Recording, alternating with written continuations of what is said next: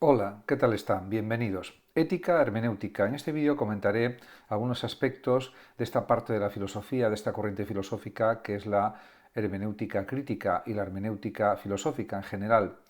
En este sentido, pues hay un libro, entre los muchos que se han publicado sobre estas cuestiones, de Jesús Conil Sancho, que es un gran profesor de Universidad de Filosofía, que ha publicado Ética Hermenéutica en el año 2006 y que realmente pues, realiza una crítica desde lo fáctico, desde la facticidad. En ese aspecto, hay que comenzar diciendo que en las historias y enciclopedias de ética no es habitual encontrar un capítulo dedicado a la ética hermenéutica, cuando también hay que pensar en el grupo OLEN-ER, Ontología, Lenguaje y Hermenéutica, desarrollado en la UNED en Madrid hace una serie de años, pero que tiene todavía mucha repercusión en el ambiente filosófico español y también latinoamericano y en general en el ámbito filosófico europeo y mundial. Y realmente hay que decir que es evidente que los representantes, los pensadores más importantes, más significativos de la filosofía moral y política contemporánea se sitúan en el contexto hermenéutico. Podemos hablar, por ejemplo, de John Rawls, de Walther, de Taylor, de MacIntyre, de Ricoeur, de Rorty, de Gadamer, de Apple, de Habermas, de Bátimo, e incluso se ha pensado en una especie de economía hermenéutica, como dice el propio autor del libro, que es Jesús Conil Sancho.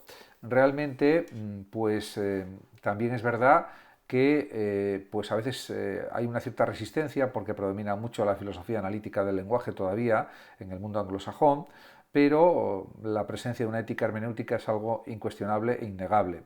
Pero también la hermenéutica crítica, que engloba también, a mi juicio, a la hermenéutica ética. A menudo es verdad que se acusa a la hermenéutica de carecer de sentido crítico, siendo así pues una de las funciones de la filosofía justamente el ejercicio de la crítica, pero realmente no es cierto, porque a veces también se suele olvidar, diríamos, la función de lo fáctico, de los hechos, el peso de la facticidad y también los espesores de las experiencias que vivimos todos los seres humanos. En ese sentido, el libro de Conil Sancho tiene un propósito que es superar tanto el déficit crítico como el hermenéutico, y así lo dice el autor, intentando articular las exigencias de la razón y de la vida en una especie de ética hermenéutica crítica desde la facticidad. Por lo tanto, el camino para llevarla hacia adelante consiste en hermeneutizar a Kant a través de Dilthey, de Heidegger y Gadamer, y también en aprovechar las más relevantes iniciativas con sentido crítico desde el propio ámbito hermenéutico, por ejemplo, la ética discursiva o dialógica de Apple y Habermas, pues también forman parte de este discurso hermenéutico, las éticas de la alteridad y el reconocimiento de Ricoeur, de la autenticidad de Taylor y de la pietas de Bátimo, por ejemplo. En ese sentido, esto sería una ética hermenéutica impura, pero eso sí, que se abre al pensamiento científico, como demanda también, por otra parte, el racionalismo crítico de Hans Albert, y asume también la facticidad de la experiencia vital, pero también de los conocimientos científicos y de las transformaciones tecnológicas que se están sucediendo en estos últimos años. Por tanto, a partir de ahora comentaré solamente pues, algunos aspectos nada más, porque tampoco pretendo ser exhaustivo, en este libro, que se publicó en el 2006 y que yo lo he leído en el 2007. Quiero comenzar por la primera parte del libro, donde se habla de si hay un Kant hermenéutico o hermeneutizable, y yo creo que el resto de capítulos y de páginas pueden ser leídos perfectamente por los lectores. Es recomendable la lectura de este libro y simplemente pues es una aproximación al libro, sin pretensión de explicar todo lo que dice el libro, como es lógico. Lo mejor es leerlo. Por lo tanto, podemos decir que podemos pensar, por ejemplo, en un Kant que realmente parece que en principio no es fácil hermeneutizar las obras de Kant, ya que realmente podemos pensar que la crítica al juicio kantiana es en cierto sentido una desviación subjetivizadora que impide ofrecer un modelo para el pensamiento hermenéutico. Pero sí puede haber una hermenéutica del conocimiento, por ejemplo la crítica de la razón pura, y en otras obras, por ejemplo la antropología en sentido pragmático y en otras obras. En cualquier caso, todo puede ser objeto de la hermenéutica. desde el punto de vista o desde el juicio del propio Sánchez Conil, pues la hermenéutica contemporánea puede conectar con Kant de modo especial a partir de los siguientes puntos. Por ejemplo, en la crítica del juicio sobresale la capacidad de juzgar, pero diríamos también hay una nueva función de la capacidad imaginativa de las personas y una subyacente idea de la vida, a la que según Jesús Sánchez Conil nos ha prestado la suficiente atención.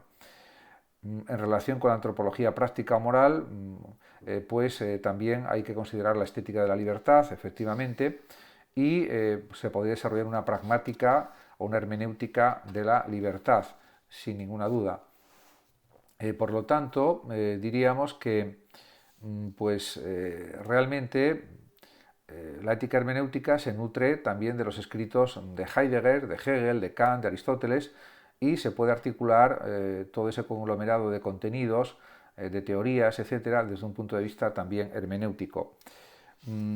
Por otra parte, también pues, realmente es posible diseñar una ética de la responsabilidad desde la perspectiva de una ética hermenéutica crítica, teniendo en cuenta los hechos, la facticidad y sobre todo teniendo en consideración la responsabilidad, porque diríamos no solamente eso incluye la comprensión del ámbito moral o del ámbito ético y de la acción social, de la política, la economía y la técnica, y también de otras partes, diríamos, como por ejemplo la bioética, etc.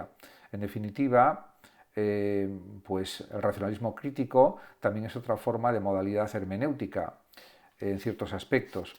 Y todo eso pues da lugar a que haya pues una forma de entender la filosofía del criticismo kantiano desde perspectivas nuevas, interpretativas. De hecho, el propio Kant, en la elaboración de su crítica de la razón pura, se carteó con Marcus Herz y con otros y estuvo construyendo de alguna manera su crítica de la razón pura durante unos 10 años aproximadamente, con dudas, con interpretaciones diversas desde su propia perspectiva, etc. Por lo tanto, se puede hablar de una crítica de la razón hermenéutica a partir de la crítica del juicio kantiana también, y pues en ese sentido también el nuevo papel de la imaginación también está presente en el ámbito de la hermenéutica. Por otra parte, también podemos pensar en las posibilidades que da una interpretación reflexionante, que sería hermenéutica, porque aprehende o capta las relaciones simbólicas de significado como relaciones fácticas. Por lo tanto, eso también desde la perspectiva de Sánchez Conil sería algo apropiado en el desarrollo de una interpretación del pensamiento kantiano. Según Gadamer, por ejemplo, la crítica del juicio constituye, y así lo señala también Jesús Conil, un punto de inflexión en la historia de la estética y de las ciencias del espíritu, de modo que consolida la separación moderna entre una forma de conocimiento canónica y una estética que se ocupa de la mera satisfacción de necesidades subjetivas. Eso fue también el inicio, posteriormente, de la hermenéutica durante el siglo XIX, que fue desarrollada sobre todo y especialmente por Islemacher, sobre todo, Boeck, Droysen y Dilthey. Y en ese sentido, diríamos, la consideración kantiana del sentimiento subjetivo pues supone que la estética de Kant supone un punto de inicio muy adecuado para una hermenéutica filosófica también. Por otra parte, también hay que considerar la importancia de la idea de vida en la crítica del juicio.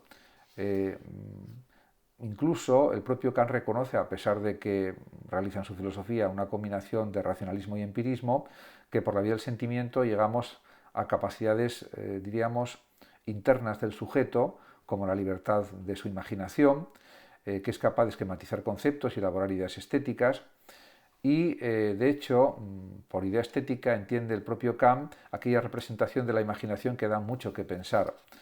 En ese sentido, Kant reconoce también que la facultad productiva es muy poderosa también en la creación, por decirlo así, de otra naturaleza. Así lo cita también Jesús Conil. Por lo tanto, las ideas estéticas también pueden servir como principios de comprensión y orientación en el ámbito filosófico. Por lo tanto, también hay que reconocer que lo estético, en el ámbito de la filosofía y del sistema kantiano, no tiene un lugar secundario o provisional, sino todo lo contrario. tiene la función hermenéutica de mediación entre entendimiento y razón, y el resultado final es una orientación del propio proceso de entender y de comprender de los sujetos. En ese sentido, pues también eso hay que considerarlo y valorarlo como algo realmente esencial. En cuanto a la conciencia vital, pues hay que decir que Kant entiende la vida, y así lo dice con sus propias palabras el mismo Kant, como la capacidad de un ser de actuar de acuerdo con las leyes de la facultad de desear. En ese sentido da una tremenda significación al deseo, y además Kant equipara vida y espíritu.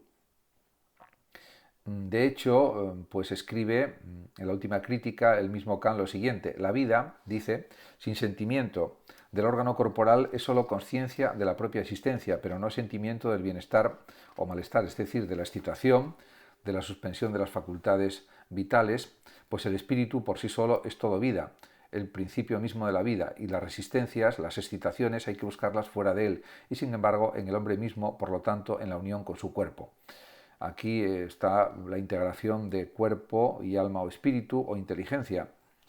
Por lo tanto, diríamos que las afecciones, la conciencia de estar afectado, también forma parte de una interpretación de lo que es la realidad subjetiva humana, de lo que es el propio sentimiento vital humano. Y eso, diríamos, pues también supone que hay un sentimiento de placer o alegría y de dolor o sufrimiento. Eso también lo considera el propio Kant. En consecuencia, podemos decir que la satisfacción en lo bello lleva también como resultado un sentimiento de impulsión de la vida y de satisfacción en lo sublime, que según Kant merece llamarse admiración o respeto. Por tanto, diríamos que Kant distingue entre sentido interno, desde una perspectiva hermenéutica, que es una mera capacidad de percepción, de captar la realidad, de aprehender lo real, y sentido interior, que sería el sentimiento de placer y displacer, es decir, de la sensibilidad del sujeto, de ser determinado por ciertas representaciones. Esto representa también su distinción entre pues la sensibilidad, el entendimiento, fundamentalmente, y la razón, pero sobre todo sensibilidad y entendimiento. En este aspecto, pues realmente las consideraciones de Kant en este orden de planteamientos y de cosas, pues son realmente pues valoraciones hermenéuticas, claramente. Por lo tanto, también se puede interpretar que el sentimiento de la vida, tal como lo entiende el mismo Kant, podría considerarse como una manifestación estética de la libertad trascendental, igual que el sentimiento de respeto es el correlato estético de nuestra conciencia racional de la ley moral, como señala también Jesús Conil. Podría haber una continuidad entre Kant y Dilthey, que fue pues, un pensador historicista, creador del historicismo, y que se enfrenta a Dilthey al enfoque kantiano de la vida, porque diríamos que desde la perspectiva de Dilthey, las categorías reales, tanto en las ciencias humanas como en la ciencia natural, derivan de la propia vida y no pueden ser derivadas, como pensaba Kant, de la tabla de los juicios, de la que derivó la tabla de las categorías.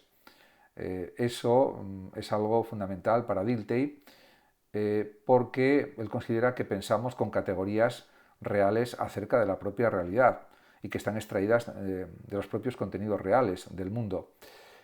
Por lo tanto, desde el planteamiento diríamos hermenéutico e historicista de Dilthey, el pensamiento no puede ir por detrás de la vida en la que se encuentra y en cuyo contexto existe. Considera el mismo Dilthey que el pensamiento tiene un lugar en la vida y no puede ir por detrás de ella. La vida sigue siendo insondable para el pensamiento. Por lo tanto, también desde los planteamientos que podemos considerar hermenéuticos de Dilthey, la primera categoría real de la vida es la mismidad, que es distinta de la identidad. Diríamos que hay una relación directa entre mismidad e identidad, porque para tener la idea de mismidad tenemos que tener también la idea de identidad, eso es evidente, porque la identidad es una experiencia y la mismidad también.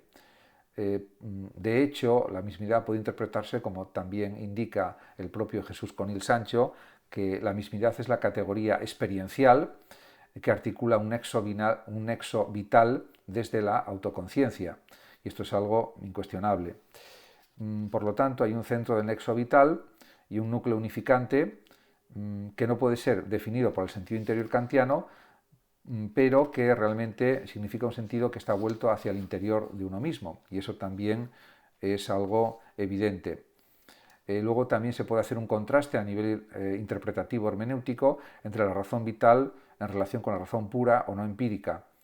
La vida del ser humano en su raíz es ocuparse con las cosas del mundo, no consigo mismo. En este aspecto, dice Ortega, o dijo Ortega, mi pensamiento es una función parcial de mi vida. Pienso, en definitiva, señalaba Ortega, por algún motivo que no es a su vez puro pensamiento. Cogito quia vivo, porque algo en torno me oprime y preocupa, y por eso se piensa en general. Pero también se puede pensar de forma abstracta y de forma, diríamos, separada de las preocupaciones psicológicas que pueden tener todas las personas.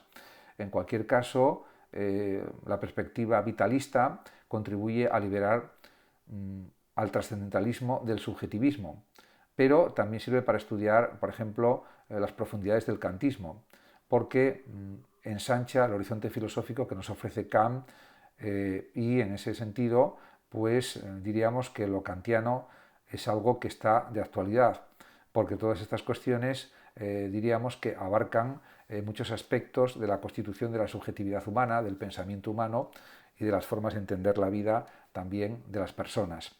Muchas gracias a todos por su atención y hasta mi próximo vídeo. El que lo desee puede compartir este vídeo, darle like o suscribirse a mi canal de YouTube. Hasta siempre.